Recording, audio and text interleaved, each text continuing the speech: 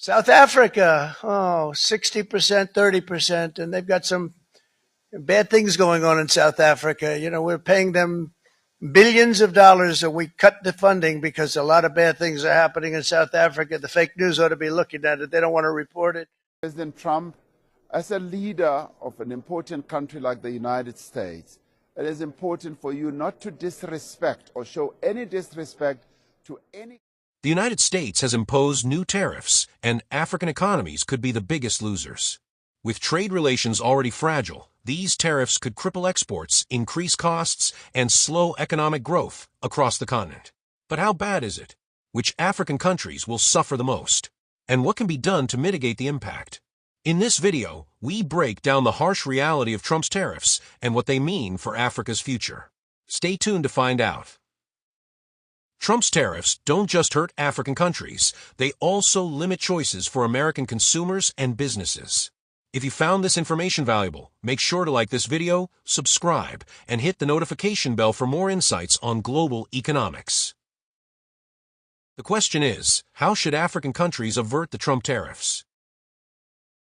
1. Diversify export markets, reduce dependence on the U.S. by strengthening trade ties with China, the EU, and intra-African markets under the African Continental Free Trade Area.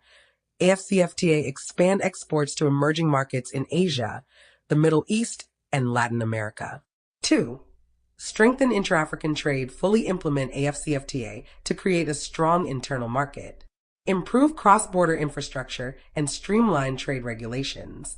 3. Boost value addition and manufacturing, invest in local industries to process raw materials instead of exporting them in their raw state.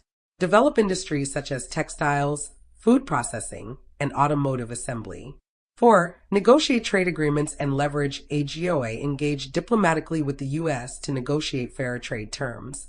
Maximize benefits under the African Growth and Opportunity Act while it lasts. 5. Improve business environment, reduce bureaucracy, corruption, and policy instability to attract foreign investment. Offer incentives for African and global businesses to set up factories. 6. Strengthen currency and financial systems, diversify foreign exchange reserves to reduce vulnerability to U.S. dollar fluctuations. Promote regional financial institutions to provide alternatives to U.S.-dominated banking systems. 7. Develop domestic consumer markets, encourage local production to reduce dependence on imports. Implement policies that boost household incomes and domestic consumption. By focusing on self-reliance, regional cooperation, and industrialization, African countries can shield their economies from U.S. tariffs while fostering long-term economic growth. What do you think? Do Trump's tariffs signal a need for Africa to rethink its trade policies?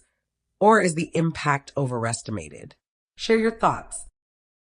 If you're enjoying the content, don't forget to like this video and subscribe to my channel. Hit the notification bell so you never miss out on new uploads. Your support means a lot and helps the channel grow.